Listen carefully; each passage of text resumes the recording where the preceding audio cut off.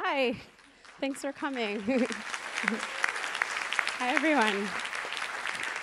It's nice to see you. As Beth said, my name is Rachel Dry, and I'm the editor of the Sunday Review section here. Sometimes in my life, when I tell people that's my job, they say, "That's a big job." And I say, "I'm a big lady." Because I think it's important for people to know when something isn't a compliment. I'm really happy you're all here. This is our third ever Opinion Live event. And the name is like a little bit of a work in progress. I wanted to call it The Review, spelled R-E-V-U-E. But if you have to spell the joke, it's not a great joke. I went on to call it a variety show, and some of my colleagues said that would make it seem like a ukulele was involved, and I would never inflict that on you. Don't worry. So we're here, we're at Opinion Live, and the ambition here is just, one of the most fun things we get to do is collect a lot of surprising, fun, and delightful voices and deliver them to our readers. And we know now that a lot of our readers, a growing percentage of our readers are interacting with our content on their phones. So I thought, once in a while, it's fun to get everyone in a room and make sure they definitely turn off their phones and they're interacting with us live and in person. Thinking about phones a little bit, I don't know if any of you saw this month, Nike just released a new shoe where you can tie the shoelaces with an app on your smartphone. Anyone saw that? Yeah, and I saw it, I was like, I don't know that we're getting the future we were promised. I was thinking recently about what I thought this moment in the future would be, and I was thinking about this because not that long ago, I had occasion to discover a diary I kept in the 7th grade.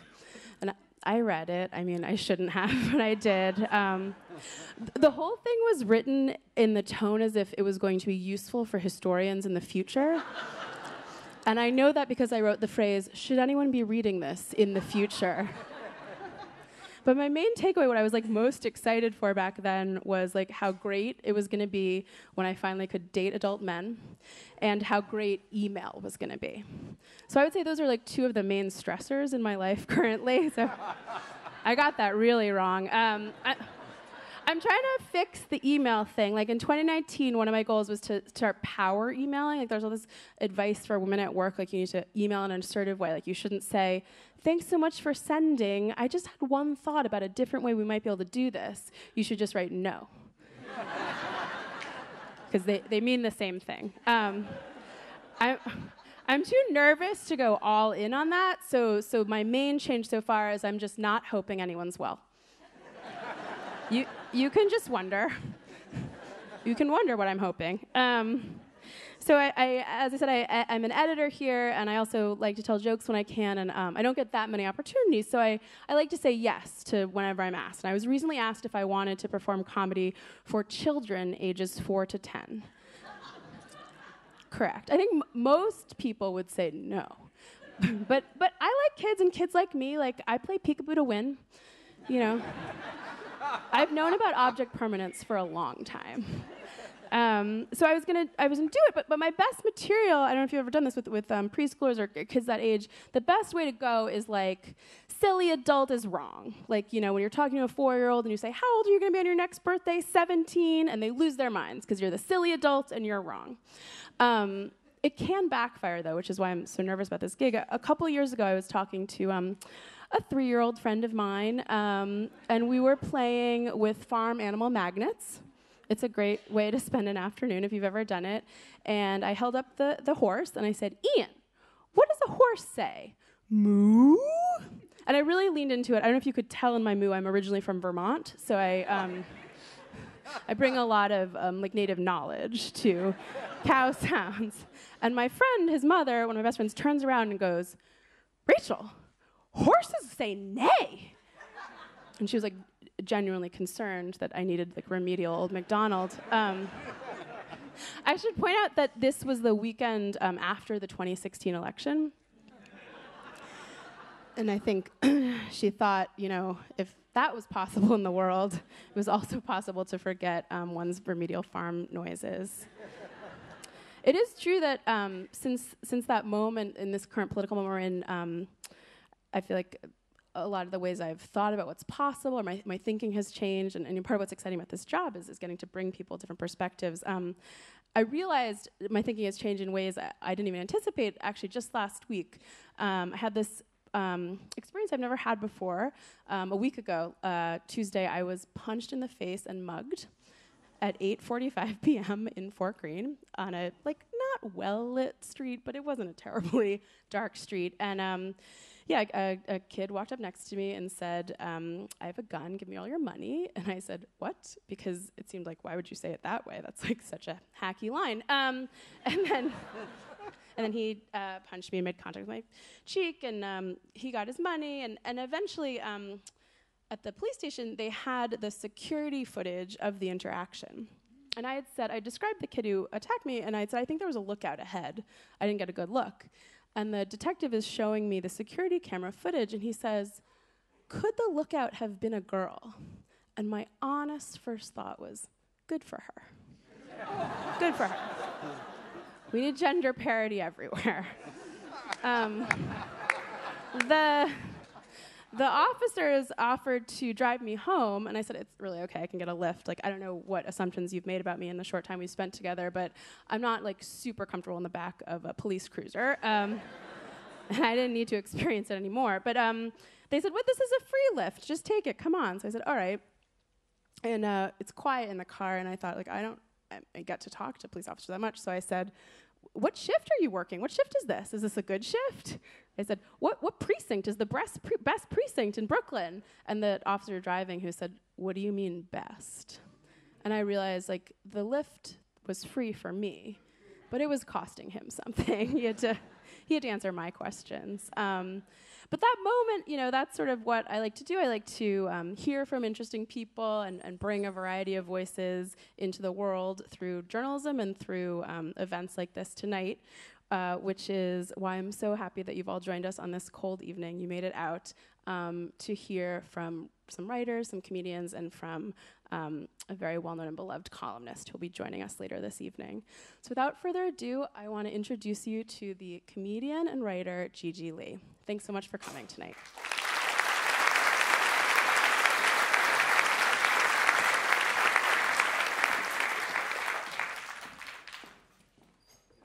Hi, thank you. I'm so excited to be here.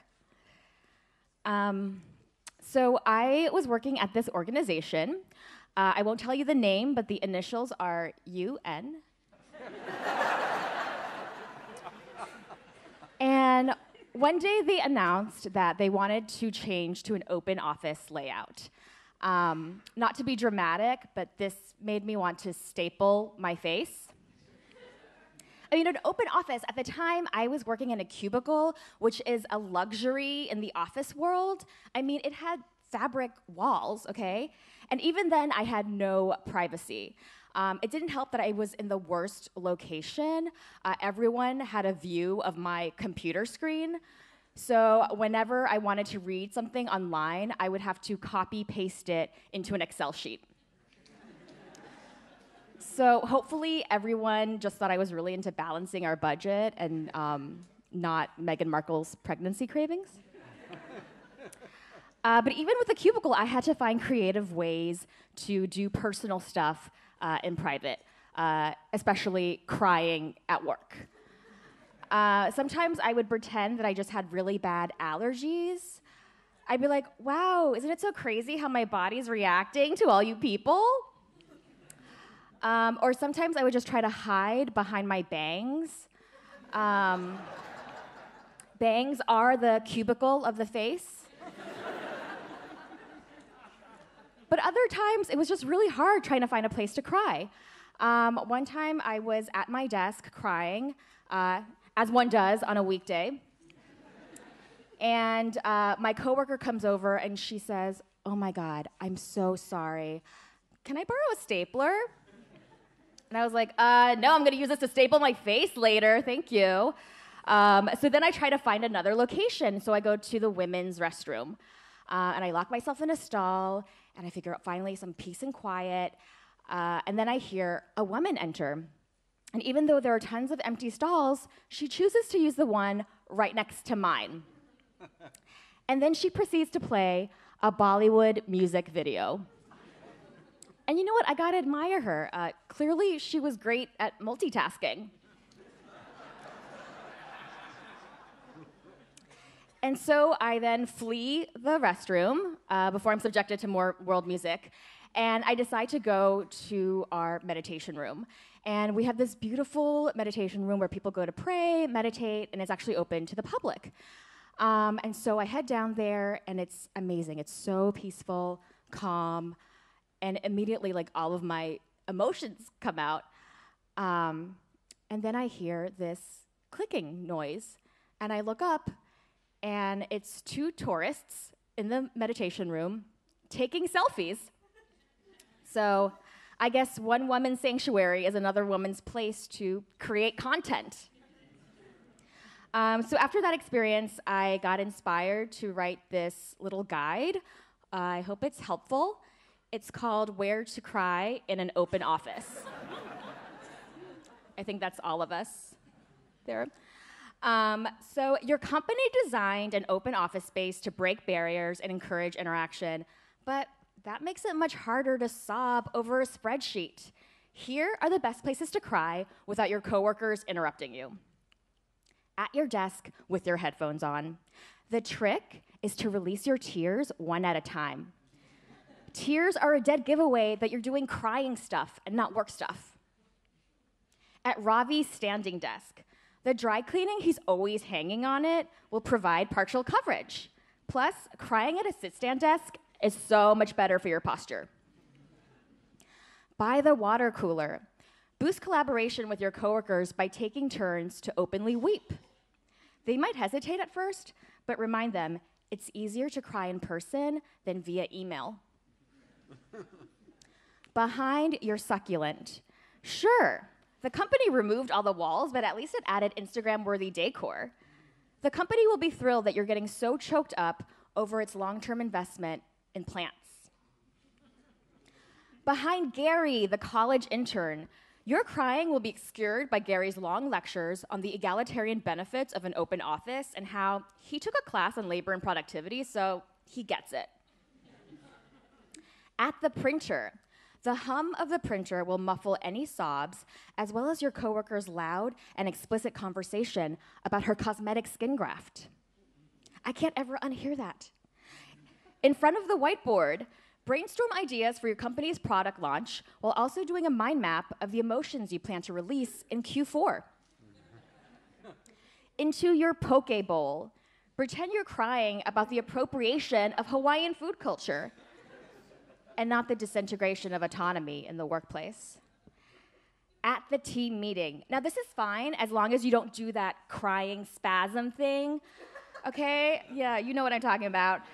Do you feel a spasm coming on? Just hold your breath like you'd hold in a hiccup. Do this for as long as you can. Your team won't know you're crying because you'll be unconscious. In the elevator, a temporary refuge before the company halts elevator service because they're encouraging employees to take the stairs and or never leave the office. By the snack wall, all the low-cal, high-energy snacks will fuel you for the next 8 to 10 hours of crying.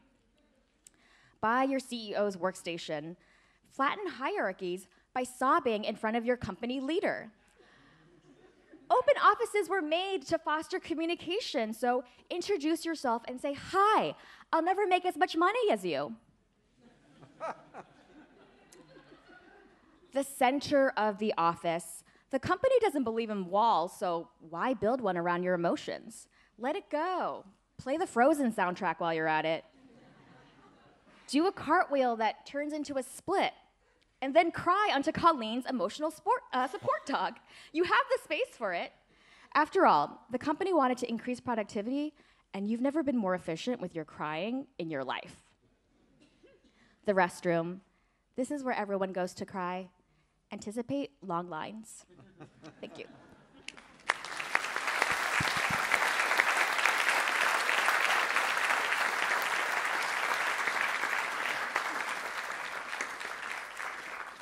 See, we bring you service journalism here at the New York Times. This is going to be useful for everyone, or hopefully none of you. Perhaps you'll never find yourself in that situation. Up next, I'm really excited to present a selection from one of the op docs that the opinion department produces. We have a video team that curates and selects original documentaries, and we're going to be showing you a short segment of one that we published. It's called 10 Meter Tower. And following that, we're going to hear from the comedians and writers Josh Gondelman and Maris Kreitzman. The whole segment is 2 variations on taking the plunge. Enjoy.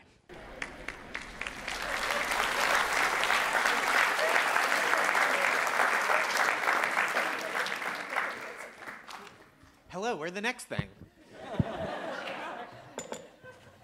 My name is Josh Gondelman. I'm a writer and an author and a comedian. And my name's Maris Kreisman. I'm a book critic and writer, and I'm married to this guy. And I'm married to her. Yeah, both. Yes. And so we've both contributed to the Sunday Review and edited by the wonderful Rachel Dry. Another round of applause for Rachel, who you saw earlier. Thank you. Oh my gosh, so obedient. So we've both contributed, and some stories have 2 sides to them. And I wrote a story, or I wrote a piece for the Sunday Review that does have 2 sides. It was about our wedding, and so I'm going to read the piece, and Maris is going to offer her annotations, rebuttals, and corrections. Yes. We should start by saying neither of us had blue hair. Oh, that's true, but we both have blue hair in that illustration. Yes. We're very punk rock. Yeah, we are. Mm-hmm. But in real life, we're in indie rock or other kinds. All right, shall we? Yeah. Great. Any nerves I had leading up to my wedding manifested less as a case of cold feet than as a flare-up of pre-show jitters. There were, of course, the predictable stresses. Did everyone receive their invitations? Will my mother's elderly cousins dance to Sisqo's The Thong Song? I think everyone enjoyed dancing to the thong song at our wedding. It's something I've dreamed about saying since I was a little girl. Mm-hmm. It was your special day, and I wanted to make sure that it Thank happened.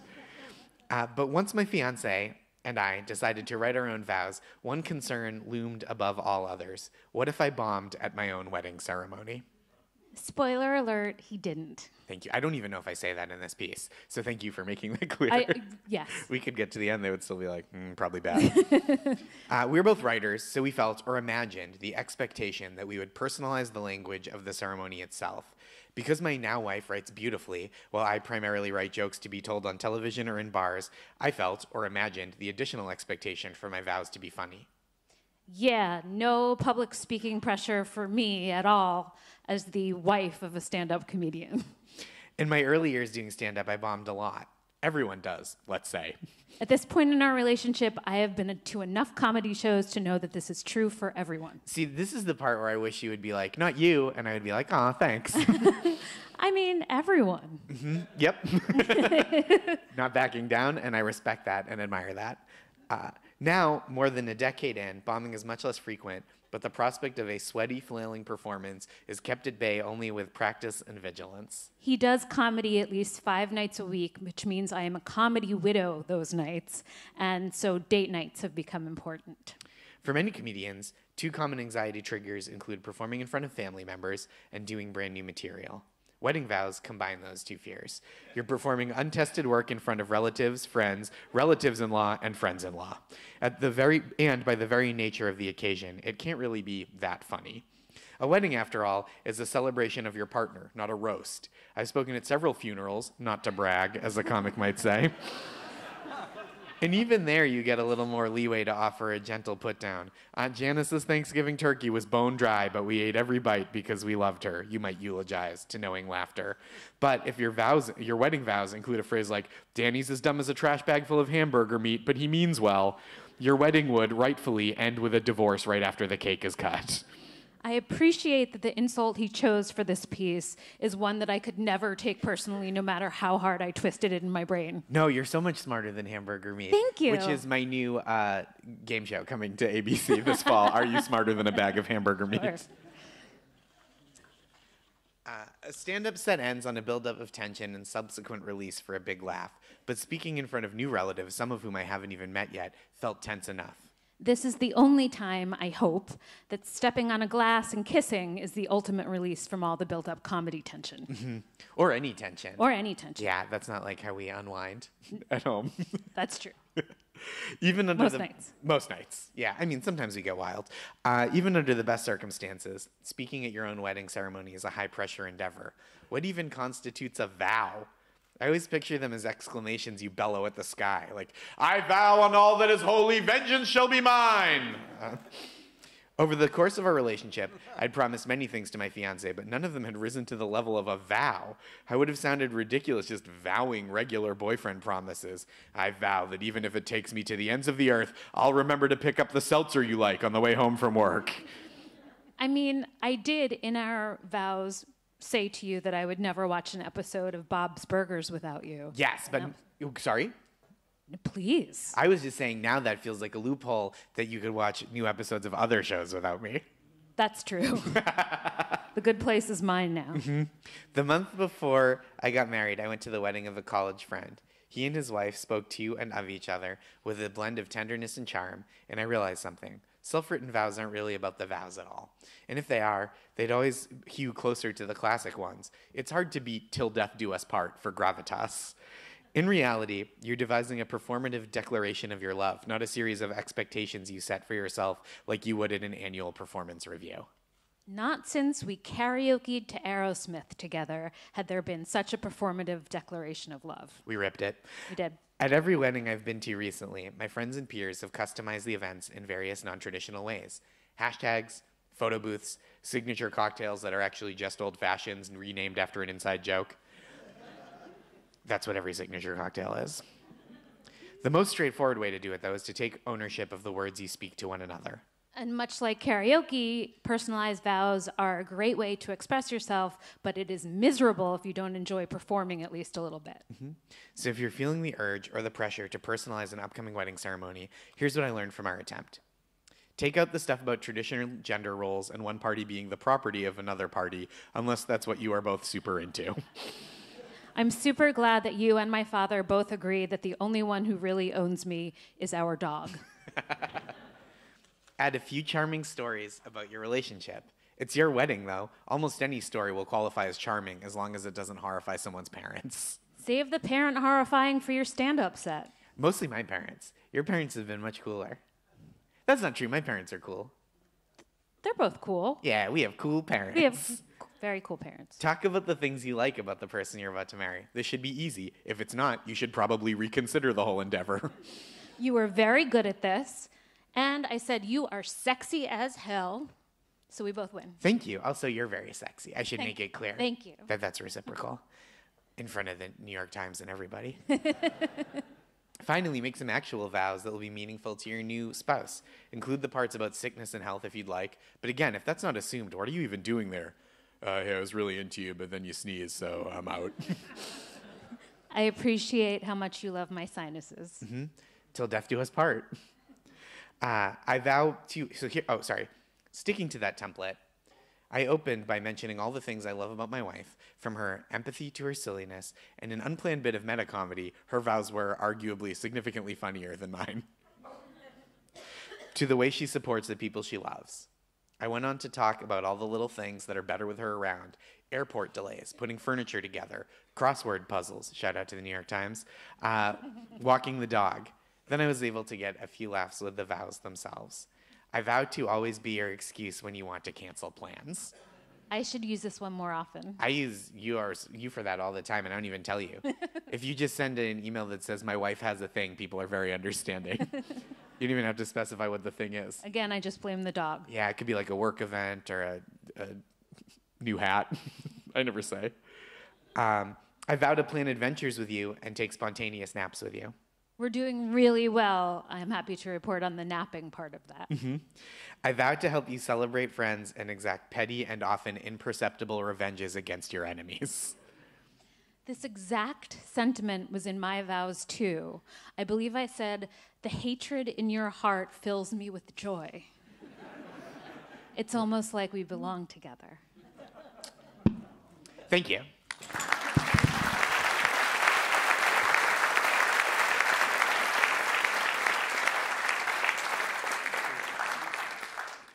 Chris and Josh, everybody. That last piece was them riding off into the sunset with an illustration that went with one of Maris's essays for us. Thank you so much for being here tonight. I'm very excited now to bring to the stage a wonderful colleague, a person who it's been my privilege to get to read, and now it's been my privilege to meet Uma Thurman because of, just a little name dropping, and my privilege to learn from and enjoy from every week in Sunday Review. Please give a warm welcome to Maureen Dowd.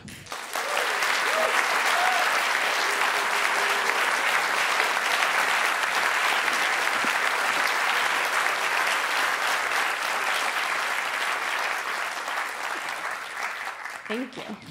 Thank you for joining for our comedy night. Thank you. Can you guys hear me? I'm terrified. I said you were very nice. I never, I try not to do public speaking because I'm terrible at it. But Rachel is such a great editor and such a cool person. That was the real point of the whole taking evening. a chance, That's and why- also that's why we brought you all out. She has a very sophisticated grade school diary because mine only said one thing over and over, year after year. Ate Jiffy Pop, watched TV, went to bed. True story. Doesn't sound terrible. So Maureen, in thinking about what I wanted to hear from you and what I thought other people want to hear, I want to know if this moment we're living through is more surreal than like August 1998, when I did find a column you wrote then where you said, there may have been many surreal moments, but surely this one broke new ground. President Clinton coming out to the Rose Garden and trying to brag about the rosy economy when he knew the reporters were waiting to pounce with only one question. Would you voluntarily give a DNA sample in advance, sir?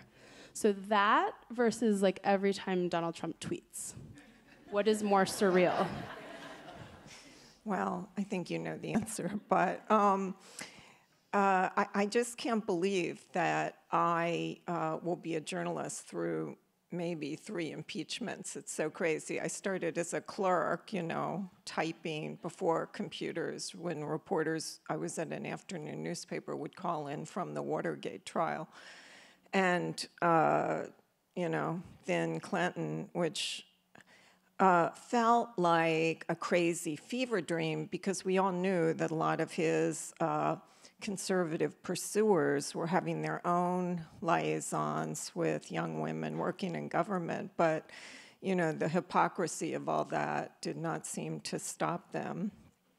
And Trump, I like to say, is kind of the Rosemary's Baby of reality TV, social media, and politics. So it's on an entirely different plane. Speaking of Donald Trump and a plane, I also read you wrote a column about him in 1999 when you got on a plane with him and his then fiancée Melania Knauss. How do you say? And he was going to Miami and he was sort of joking about maybe he would be the president. And I wonder if you could tell us about that plane ride in 1999 and what, if anything, you thought of him then, or if you ever thought we'd be here. Yeah, I don't think he was joking. I think that was the first time Roger Stone had talked him into dipping his toe into the presidential waters. And what's amazing about it, when I look back, is how little he's changed in some ways. And Melania had been dressed by the Trump modeling agency, and she was rolling her eyes that she had to wear skirts below the knee. And of course you knew that she wasn't used to this because she had on 4-inch stilettos, which no political girlfriend or wife ever does. And so he, I said, so we got on the plane, and the plane was a double bed and a bunch of junk food and gold fixtures, and French Impressionist paintings, which I was young enough at the time. I said, "Are these real?" And he said, "Yes." But of course, in retrospect, I guess the atmosphere in a plane is not, to ensure those Right. next to the Cheetos. Yeah. But so I said we're going to Miami where he was going to bash Castro to a bunch of Cuban Americans. And I said to him, "What on earth makes you think you could be president?" And he looked at me really shocked and hurt, and he said, "I get the best ratings on Larry King." Does that sound familiar? And then he goes, "And a lot of men hit on Melania. And Melania has been on a lot of magazine covers. And I have finagled my way past a lot of zoning regulations. And I have a lot of stories that I've put on top of my latest building." And I called it at the time ego arithmetic, because he was judging everything by his ratings and poll numbers. And it just seemed, the whole thing seemed absurd, of course, because he would say things like, he'd say, men who say that they don't want to date beautiful models just can't get beautiful models. So I wasn't really taking the enterprise seriously. I did love what he said to you in that column. He said, "I think the only difference between me and the other candidates is that I'm more honest and my women are more beautiful." Yeah, so no one was taking it seriously. It just was kind of a colorful thing that an egotist, was doing. And here we are. Here we are. Yeah. I wonder, you've come to us from Washington or here. I used to live there for a while, and sometimes when you travel and you say, "Oh, I live in Washington," people would say, "Ugh." And I wonder, you travel for the Times a fair amount. You were in Australia last year and in Europe. When you say in the world now, like I'm in Washington for the New York Times, what do people think? What is sort of the... Well, when you're overseas now and you say, someone will say, "Where are you from?" And I'm like, "America," and they'll go, "I'm sorry." That sums it up, yeah. I wonder, I'm trying to figure out the best, most diplomatic way to say this, but I did read, you said you'd covered at least 9 presidential campaigns, so you bring some experience to the enterprise of being an opinion columnist. And I wonder how that has changed in this moment, whether people are willing to engage with something that they don't agree with, or what kind of vitriol you feel like you're exposing yourself to, engaging in discourse online. How does being a columnist change in this moment? Well, I think that the thing we're trying to figure out is what effect will Trump have on American voters? Will they be so addicted to the constant, I hate to use the words Trump and Dickens in the same sentence, but, he is... Donald Trump and Charles Dickens? Yes. Okay, cool. I just didn't want anyone to miss that. Right. He is a master of the cliffhanger. So to a certain extent, at least with the press, he is an attention addict, and we are addicted to, the constant excitement of 20 news stories a day. When I covered the first Bush White House, I didn't even think I got in the paper for several months. And then I only got in because Bush showered with his dog Millie. And we found out, and that was like a great thing to get in the paper. And now... Do you remember where that story ran? I don't. But, now I think that our White House reporters are going to have to stop being reporters after Trump and just be tornado chasers or something, because they're such adrenaline junkies. But we're in this new era where the president is, a selfie, basically, and we're the selfie stick. He's Narcissus, and we're the mirror. So I don't know if we will like crave larger than life personalities like Oprah and The Rock and maybe Kanye and Kim, and or if people will say, oh my gosh, this was this huge historical aberration and now we're going to go back to someone with a traditional political resume. Who like maybe would shower with a pet, but that's it. That's the only problem. What do you like Well, sitting? Trump hates dogs, according to his Ivana's book, so we won't see him having a dog in the White House, even though he does need a friend.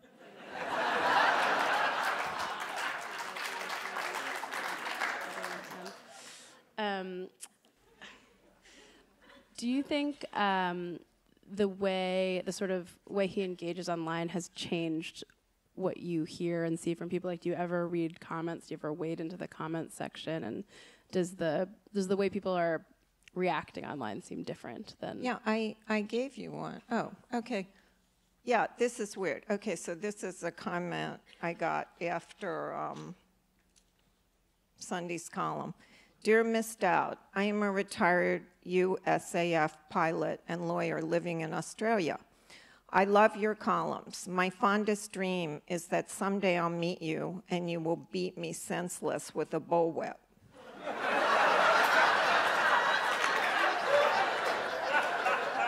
Signed, Bob Skinner. So I wrote him back and said the next time I got to Australia, we'd make that happen.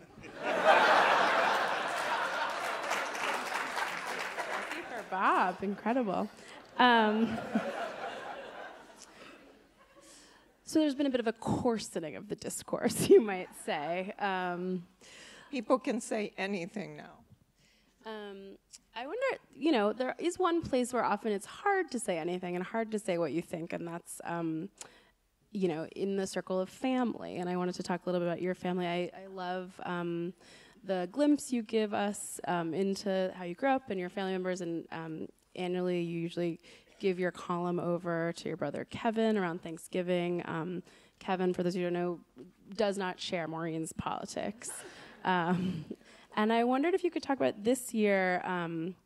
He didn't get the column. You kept the Renzo column, and instead you wrote about a trip you'd taken with him. I wonder if you could talk a little bit about that trip. Well, Rachel had been curious what column of mine that my family really liked. So right before I came tonight, I called Kevin and I said, can you tell me which column you really liked? And without missing a beat, he goes, well, I only like the ones I write on Thanksgiving. So my family, this is a really weird thing because I've been working in politics since, for the time since the mid-'80s. But my family has never asked me what I thought about politics. Yeah, it's a very, someone once compared the internet to a huge kind of brawling Irish family, and it is kind of similar. You're the analog version, the digital hassle. You don't even need internet. But anyway, so Kevin Kevin got cancer a few years ago, and we got through it. He and I together, we came to Sloan Kettering, and they were great. And at first they didn't think they could operate, but they're kind of gunslingers, those surgeons.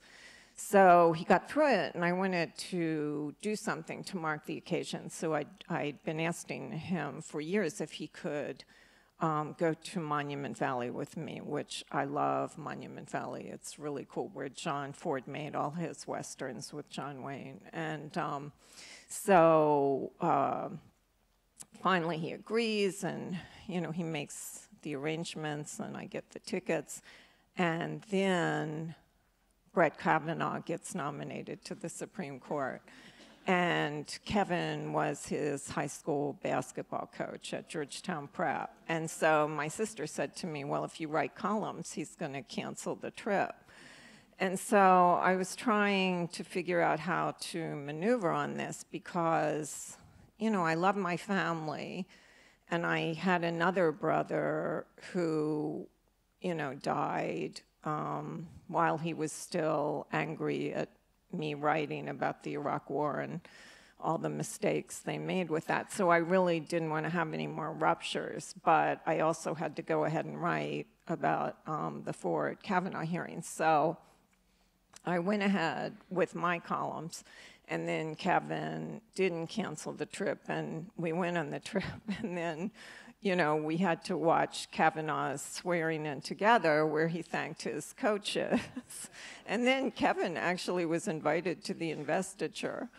You know, and it's hard. There have been a lot of reports lately about how people can't date someone or marry someone from the other party. And I was thinking of fixing my nephew, Kevin's son, up with a Democrat. And I realized... Did he ask to be set up? No, or I it's like Aunt Maureen would jump in? Yeah, I just knew someone, a Democrat, and he had this lovely daughter, and I thought maybe I'll fix them up. And then I realized in this era, I don't think you can do it. I just, you know, I'm trying to keep things on an even keel. But so then we get past the Kavanaugh thing. The trip was fine.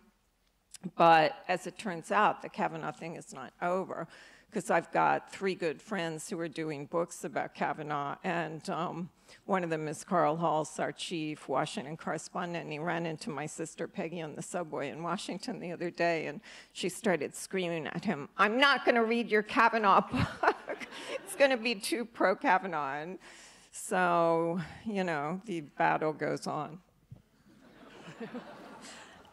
I wondered, so you went with Kevin to Monument Valley, right? For this was, you know, at the height of when the story was at its sort of highest boil. I wondered, like, what are some other destinations in the United States you think people should go to with their family members with whom they deeply disagree? Like, Well, what else would you? I mean, Maureen Dowd is a Renaissance woman, of course, so now we're going to get travel tips from Maureen Dowd. What else would you put on the list? You can go outside the United States, too, if you'd prefer. Well, Kevin and I, you know, got past going to the Grand Canyon on the way to Monument Valley, and neither of us pushed each other over. But honestly, things are so tense now that I think the only family vacations you should go on are to those monasteries where people don't talk. Very solid travel advice. That's wonderful. I wanted to take a moment to have a little fun with our audience now. Is that okay if we do this now? So one of the hallmarks of Maureen's writing, of course, is the delicious and surprising way she describes the characters we all come to know so well in our political landscape. And so after this, we're going to give all of you, or all of you who would like, a chance to ask some questions. To keep them in question form, not in the comment form like Mr. Skinner. But before we do that, I need a volunteer to play a game, and the game is, which politician is Maureen Dowd describing? And I'll read the quote, we'll read the quotes back and forth, and you will have a guess. We're going to do best out of 5, and there is a prize. So there are 2 microphones. I see we have, I would say, a hesitant crowd. The questions, you're going to get them. This is not, nobody's tricking you. And the prize is a New York Times backpack, which will look very smart and lovely on your commute. So do I have any takers for which politician is Maureen Dowd describing? Yes, sir. Would you mind making your way to one of the microphones? We are recording, but you know what? Let's stick with what we've got. You've volunteered. There hasn't been a surge of other volunteers, so I think I'm going to say thank you to you, and then we've brought the microphone to you. So, sir, can you introduce yourself? My name is George Bulow. Hi, George. Thank you. I've been reading the Times for about 60 years. Wonderful. Okay, so you should be in good shape here. Okay, we'll read them back and forth. It's best out of 5 here. The first one, I'm going to not tell you the date first, but if you need a hint, you can ask for the date. This politician always kept his fun side hidden. Now he's trying to show it off, but he's doing it in a very deliberate way. He'll say some amusing things off the cuff, But then he'll go someplace else and say the same amusing things off the cuff in the exact same way. I think of Rick Perry, frankly. Yes, I mean, there's a similarity in the approach. Do you want to give him the hint of the year that this column was written?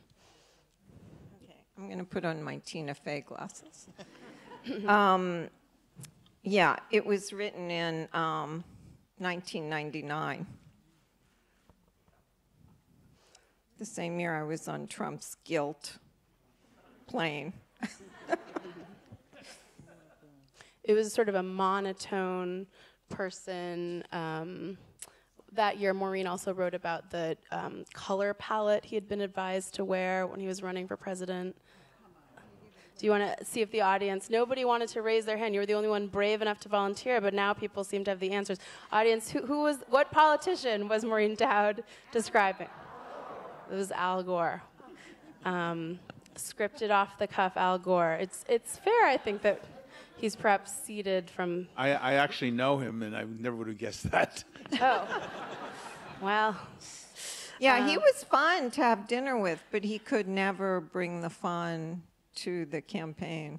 No, well, we were fortunate enough in private to see him let his hair down. I guess that was the difference. Yeah, he seemed different, right? Yeah. Arguably, one could bring too much fun to a campaign. I think we've gone the other direction. All right, Maureen, you do this one. Okay, next. The next politician, which politician is Maureen Dowd describing?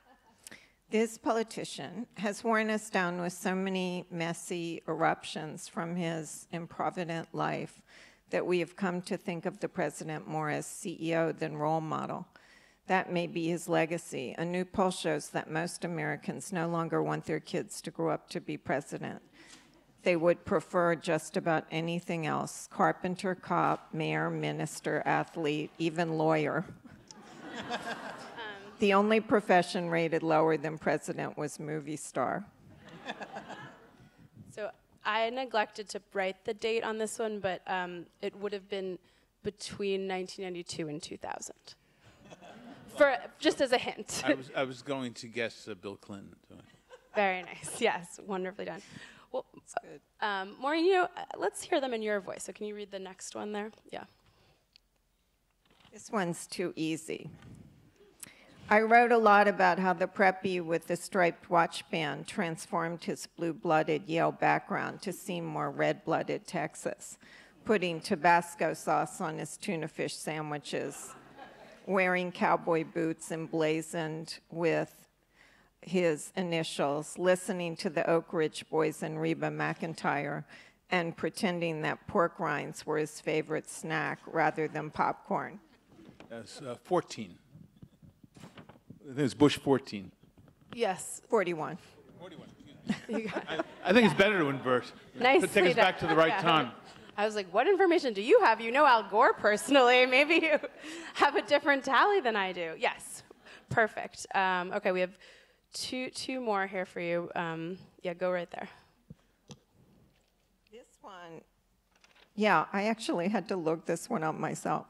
This politician is the first Cubist politician. All you see are the parts, not the whole, because this politician is always rearranging and changing the perspective.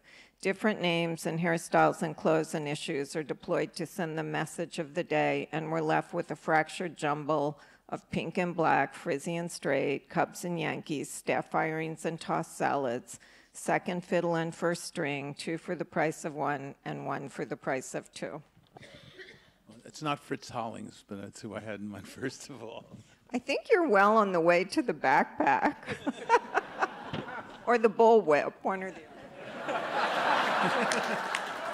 other. Depends on who administers. Well, this took a turn. Do we have a guess on this? This is a bit of a trick. Column was written in 2000, but could have been written about a person on the national stage any number of years since 2000. You want to go with the crowd? Yeah, I'll have to at this point. Okay. Yes. Mrs. Clinton. That was Hillary Clinton. Yes. Okay. So let's do this. Oh, this one is self-styled children's advocate. That's actually a relative of a politician. Oh, yeah.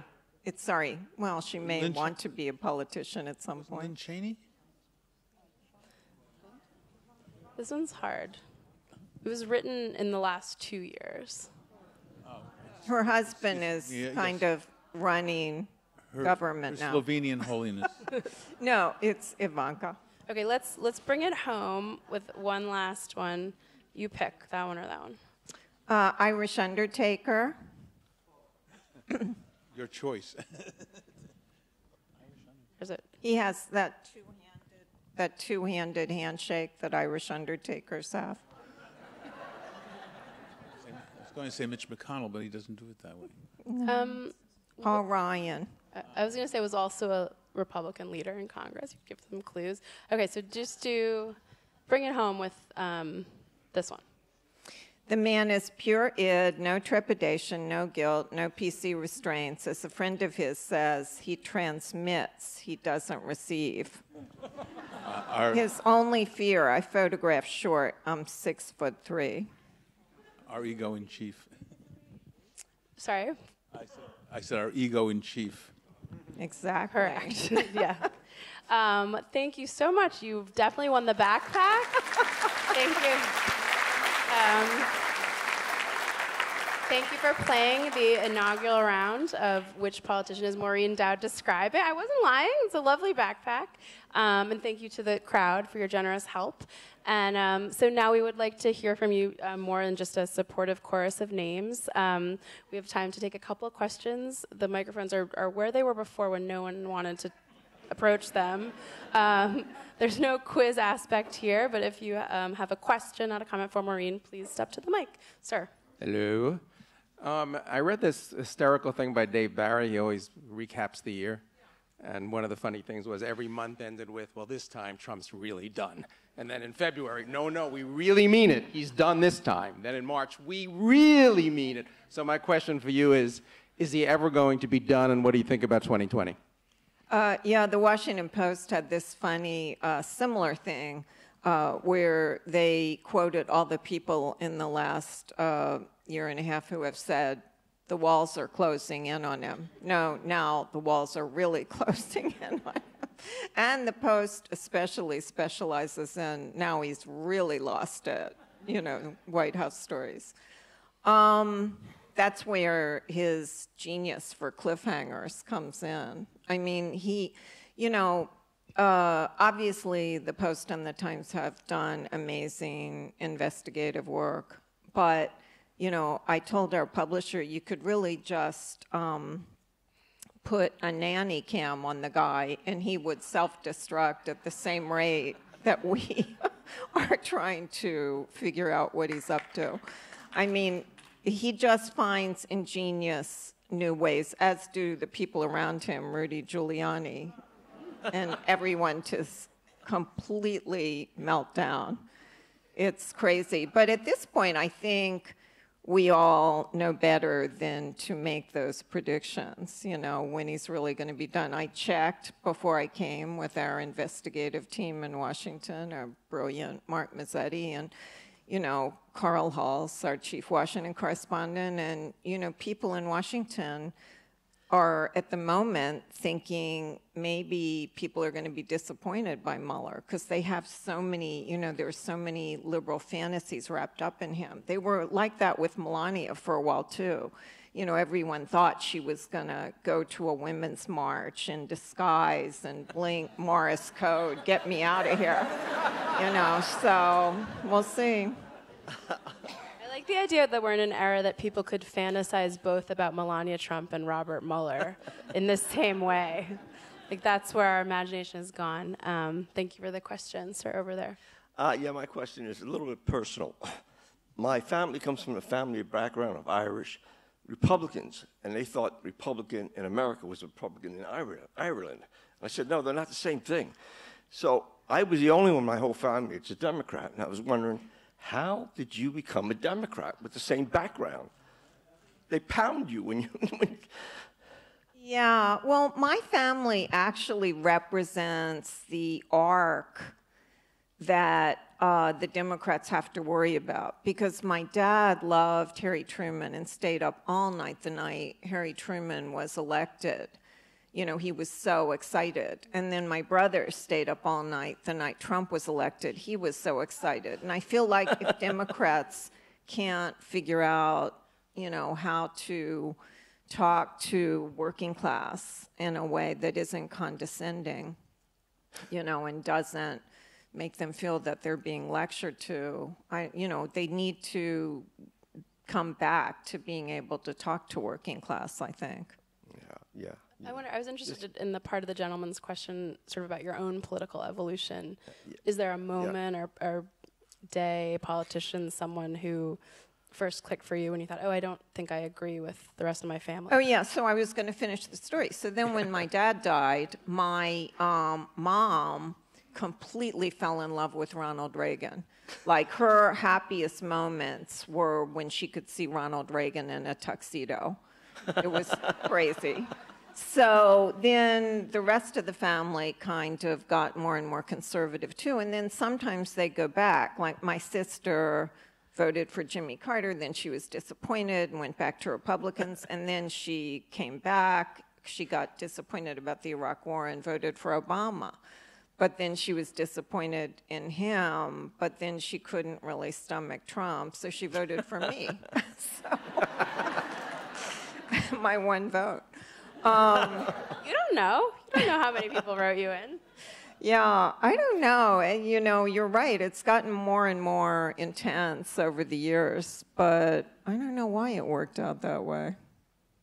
Yeah. I don't know either. My mother said to me when I was 18, she said, you could vote now. You got to vote Republican. I said, why? She said, because we're all Republicans. I said, well, I don't know if I want to do that. She said, well, you got to do it. If you want to work in this country, you got to be a Republican. I said, okay. But I didn't. Well, yeah, we grew up with the big picture in our house was JFK, you know, and so we were a very Democratic family at first, but then, you know, it was that Reagan Democrats and then getting more and more, and they just didn't feel that anyone was talking to them or paying attention to them, so it just got more and more riven, you know. There was a slow evolution. We have time for a Thank couple you. more. Thank you, sir. Is there anyone else who wants to make their way? If you could, sir, I know it's not convenient, but if we could get to the microphone. Oh, okay. Oh, sorry. Okay. Sorry, anyone else? I have two questions. First of all, thanks for all the fun over the years. One is, and this is always in the back of my mind, is when we get polarized, is there a better way? And I feel, and please don't be offended, that the media is presently in a sort of dysfunctional and codependent relationship with our present president. So I would apply, is there a better way to that? And then specifically to our present predicament of this stalemate, is there another way to resolve it? Another way to resolve which? To resolve our present predicament of our stalemate between Oh, our the stalemate. and the government shutdown. Oh, well, the funny thing is, I guess the latest thing to happen tonight is that, you know, Trump, you know, they're going to kind of work out a deal just to let Trump give the State of the Union. So once more, the attention addict, it's all about if he can get attention.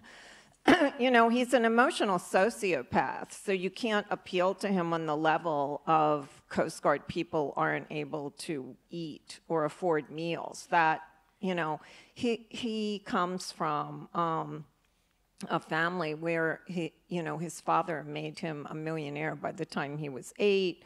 He bailed him out whenever he got in money trouble. He snuck him chips to save his Atlantic City casino.